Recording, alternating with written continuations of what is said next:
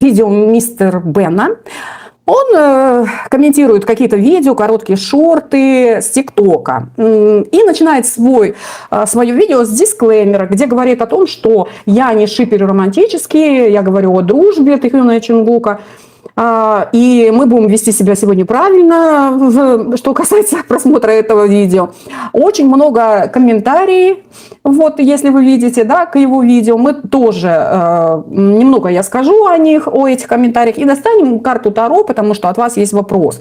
Разобрать мистера Бена и задать вопрос вот Таро. Сами по себе дисклеймеры не доказывают. Будем говорить, гипотеза 1, ну, к примеру, это романтика, гипотеза 0 – это дружба. Они бывают не у шиперов, чтобы не влезать в токсичность, и у шиперов, чтобы снизить риск хейта, страйков, споров.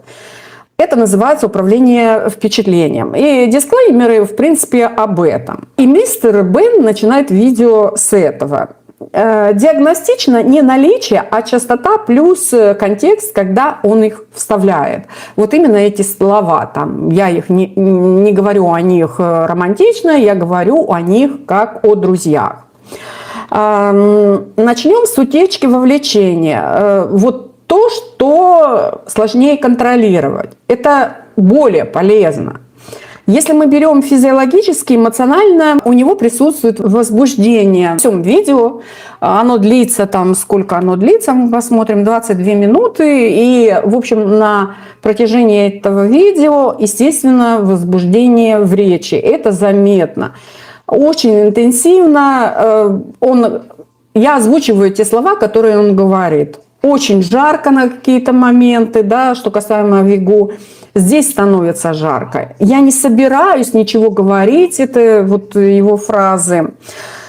Не могу досмотреть видео, контролируйте себя. Сексуализирующая или романтизирующая интерпретации монтажа, да, даже если он ругает монтаж.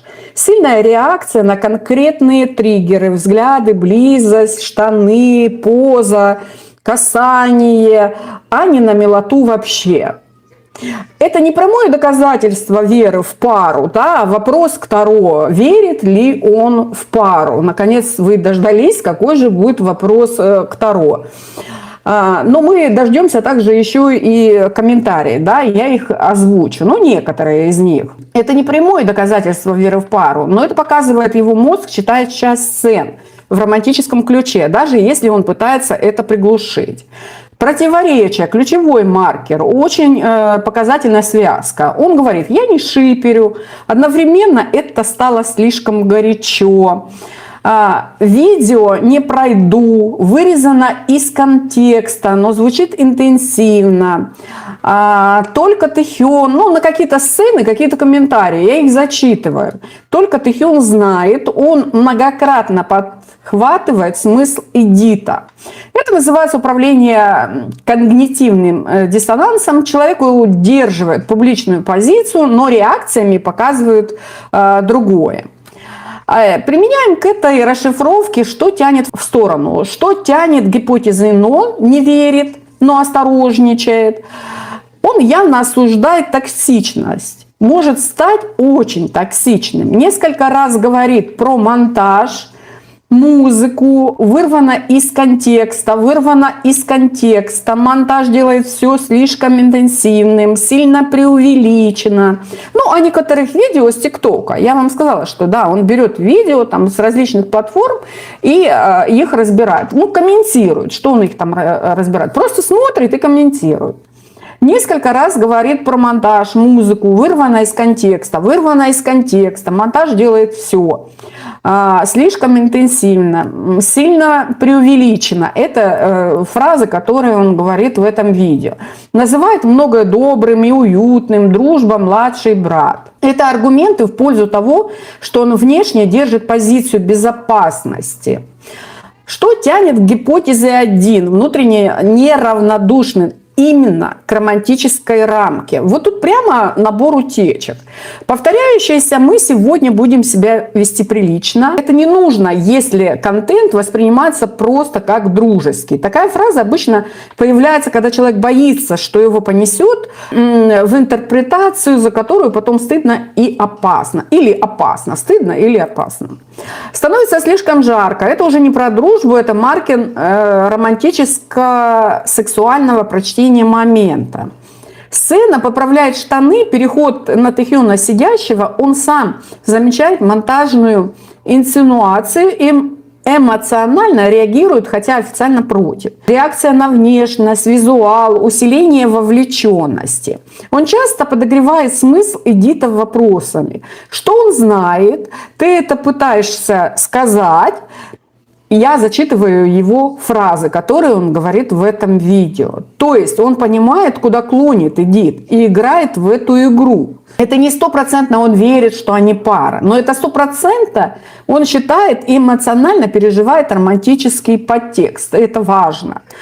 Самая вероятная картина, если быть честным и точным. На данных из одного ролика самая строгая формулировка будет такая. Он публично занимает гипотезу 0, чтобы не собрать хейт, не разжечь токсичность и оставаться приличным реактором. Но его реакция показывает, что романтический фрейм Тэйкок ему заходит и возбуждает, поэтому он постоянно себя отдергивает. То есть это может быть не он верит в реальную пару, а ему нравится романтическая интерпретация как фан-контент. И он боится последствий, поэтому прикрывается только дружба. Если совсем, ну, например, качественно, без цифр, скажем, да, вероятность, что он внутренне неравнодушен именно к шип-прочтению, довольно высокая. А вот вероятность, что он прямо уверен, что они реальная пара, не доказано по одной реакции. Эти две вещи разные. Я думаю, не случайно вы прислали это видео, потому что, естественно, видео, он как бы четко себя обезопасил тем, что он говорит. Я говорю о их дружбе и не говорю ни о какой романтике. Но чтобы понять, допустим, его реальную реакцию на Тэйкок, я предлагаю вам, и в частности тому, кто прислал это видео, взять какие-нибудь Тэйкок эдиты, также с различных платформ, именно Мистер Бена, и посмотреть его реакции. Не только одно видео, а посмотреть остальные его реакции. Теперь поговорим о комментариях. Вот все эти комментарии, которые вы можете это видео найти, посмотреть его, и все эти, которые комментарии внизу, они говорят, в общем, много большинство о том, что он сдерживается. И, естественно, своего рода происходит какой-то спор в комментариях.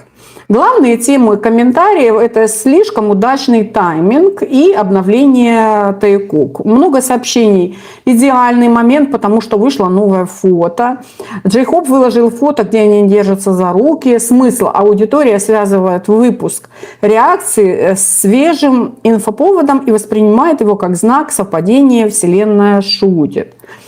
Не бойся выкладывать, ему предлагают зрители выкладывать Тэйкок. Очень частая просьба в этих комментариях: не бойся постить про Тэйкок, мы любим это, пожалуйста, реагируй чаще и не сдерживайся. Смысл вообще таких комментариев: комментаторы чувствуют, что автор боится реакции части фандома и пытаются его поддержать, чтобы он не цензурировал себя.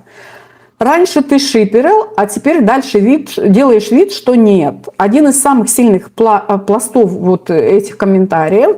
Я помню, ты раньше реагировал на шип-видео и сам шиперил. Ты говорил, как они могли не влюбиться, где старый Бен. Ты ведешь себя так, будто никогда не делал такого контента. Вот я и предлагаю вам. Ну, понятное дело, что это видео мне прислали, тот тоже постоянно его смотрит, да, и удивлен тем, что как бы сейчас, как, в общем, Мистер Бен это комментирует. Смысл часто аудитории считает, что автор изменил позицию не потому, что повзрослел, а потому, что его загнали, забулили, скажем. Да? Он повторяет братья, младшие, старшие, как мантру. Много шуток и подколов. Сколько раз он сказал братья, ему говорят, да, в комментариях. Если ты говоришь это 100 раз, значит, под этим что-то есть. Он пьет, делает паузу, когда не может сказать, что думает. Смысл. Комментаторы интерпретируют его лексику как защитный механизм. Он разряжает потенциально романтические моменты словами «дружба, братство, милота». Тайкук не токсичен, токсичные хейтеры. Это много таких комментариев. Есть длинные эмоциональные комментарии. Не Тайкук токсичен, а хейтеры. Почему вы нападаете на людей, которые даже рядом с Тайкук не дышат? Или дышат? Почему вы нападаете на людей, которые даже рядом с Тайкук дышат? Упоминание угроз, травли и того, что люди перегибают. Смысл – это борьба за рамку, они пытаются снять вину с шипа и переложить на антишиперов, хейтеров, радикалов. Они видят правду, но вынужден молчать. Сейчас комментарий переходит от фан-веселья к утверждениям. Он боится говорить то, что видит. Истина останется, даже если все отрицают. Мы знаем, ты любишь Тайкук, как влюбленных. Смысл эти люди читают его дискомфорт как скрытое согласие, а дисклеймеры как вынужденную маску ради безопасности подписчиков, избежания скандала. Противоположный лагерь, между ними нет химии, это просто друзья. Таких меньше, но они есть. Нет никакой химии, это просто хорошие друзья, люди делают романтику. Из грустных нарезок надоели сексуализирующие подписи. Смысл – это антишип или нейтральные зрители, которым неприятно, что дружбу постоянно переводят в романтику. Общий вывод вообще комментариев, о чем эти комментарии одним текстом? Это эти комментарии не столько про сами клипы, сколько про поведение реактора. Люди массово обсуждают, что он заметно напряжен именно на теме Тайкук, он слишком часто подчеркивает дружба, братья, милота, будто убеждает либо аудиторию, либо себя. Многие считают, что раньше он был более честным, смелым, а теперь самоцензура из-за токсичности и нападок. Аудитория расколота. Одни хотят Дедулу веселье и шип, другие требуют не сексуализировать и оставить дружбу. Вот, в общем, комментарий об этом. А теперь вопрос к Таро. Достаем карты. И первый вопрос, что он на самом деле чувствует к теме Тайкука, когда смотрит такие видео? Мы тебя сейчас прочитаем, мистер Бен. Вот такая карта вышла. Так, они мне просто перевернуты. Вышла карта туз кубков. Такое сердечко, видели там? Туз кубков вообще влюбился в Тайкук. Эта карта влюбиться, рассматривает их как влюбленных. Туз кубков вышла, да? Я не буду здесь, в общем, что сказать. Если в негативе, карта может говорить о сильных эмоциях. Смотрите, как интересно. Слишком сильные чувства, и они эмоционально, ну вот, например, вот эти чувства преобладают над его гармонией. Вот об этом карта, представляете? Это ж надо. Ты спалился, мистер Бен. Вот такая карта. Тут сейчас вышла карта, да? Это вот карта прекрасного. И вот здесь есть значение. Мир или человек в ярких красках. То есть, вы понимаете, да? То есть он считает, что все-таки, ну сколько в романтика? Мистер Бен, какая дружба? Вообще, конечно, туз кубков может говорить тоже и о дружбе. А здесь семерка кубков вышла. Чашки все выходят. И карта высший суд. Вот. Туз кубков, семерка кубков и высший суд. Однозначно, в общем, смотрите, если в тему, что происходит с мистером Беном, это перерождение своего рода. Семерка кубков, ну, например, может относиться к манипуляции, манипулировать людьми. Но на самом деле туз кубков у него, понимаете, туз кубков. Вот. Карта романтики вышла. Почему он так часто подчеркивает дружба, братья? Это защита или убеждение? Так, одну карту. Это защита или убеждение? Карта двойка жезлов. Почему он так часто поддерживает дружба? Это карта компромисса. В этой карте, конечно, карта выбора, партнерства, вот о двоих, партнерство, карта выбора и компромисс. Вот, в тему защита или убеждение. Это своего рода защита. Вот, понимаете, да? Потому что в этой карте есть выбрать для себя приемлемый способ поведения. Карта выбора. Вот.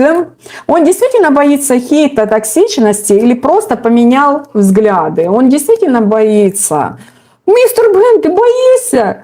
Карта опять вышла, высший суд. Это карта перемен, и она уже выходила. Что на самом деле чувствует к теме тайку, когда смотрит такие видео. Там карта вышла туз чаш, карта чувств, реальных чувств и романтики. А здесь карта вышла, высший суд. Почему он поменял взгляды? И это карта перемен. Перерождение, перемены, обновление. То есть он реально поменял, в общем, это не защита по карте суд. Это поменял, в общем, взгляды, да? Вот. Кстати, в карте суд есть токсичность. И я смею предположить, вот эта карта может затрагивать, что все-таки есть хейт, токсичность, и он просто поменял взгляды, потому что карта вышла перемен. Если у него скрытая симпатия к шиперскому прочтению, даже если он это отрицает. Так, дорогой друг, если карта вышла двойка мечей, это карта тайн, здесь у нас пятерка пентаклей, а здесь карта шестерка кубков, видите? Тоже карта с чувствами связана. Если у него скрытая симпатия, это прям скрыто, двойка мечей. Если у него скрытая симпатия к шиперскому прочтению, даже если он это отрицает. Есть, конечно, видели, да? Что сильнее влияет на его поведение? Личное мнение или реакция аудитории подписчиков? Что сильнее влияет на его поведение? Личное мнение или реакция аудитории подписчиков? Вот такая карта. Кстати, эта карта выходила уже на вопрос, если у него скрытая симпатия к шиперскому прочтению, даже если это он отрицает. Шестерка чаш у нас выходила карта. Что сильнее влияет на его поведение? Личное мнение или реакция аудитории подписчиков? Это доброе отношение, карта удовольствий. Она связана, конечно, с фанатами. И они, вот можно сказать, очень сильно влияют на него по этой карте. Что сильнее влияет на его поведение? Личное мнение или реакция аудитории подписчиков? У него есть конкретно свое мнение, но он по этой карте учитывает также реакцию аудитории и подписчиков. Это точно. Шестерка чаш вышла. Добрые отношения, удовольствие, в общем, да. И карта связана с прошлым. Это воспоминания или люди, мы смотрим, да, видео из прошлого оказывает влияние на человека или отношения. Возврат к чему-то старым, он смотрит старые видео, но гармоничные, спокойные отношения, когда людям есть что вспомнить, да. Вот он вспоминает вместе с фанатами видео, которые были уже давно, грубо говоря, да.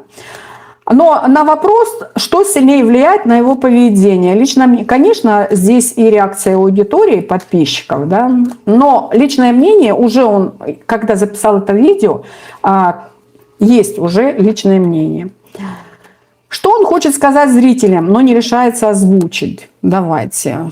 Что ты хочешь сказать, но не решайся озвучить? Четверка мечей вышла карта, да? Карта вообще не раскрыться кому-либо.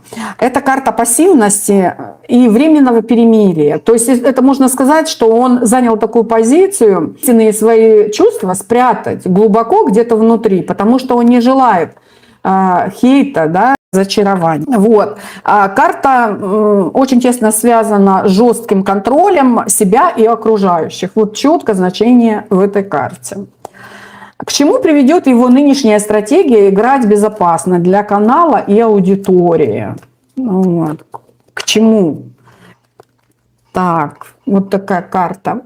А карта королева кубков, она затрагивает канал, в общем, аудиторию. Эта карта, ну, частично связана с стратегией, в общем.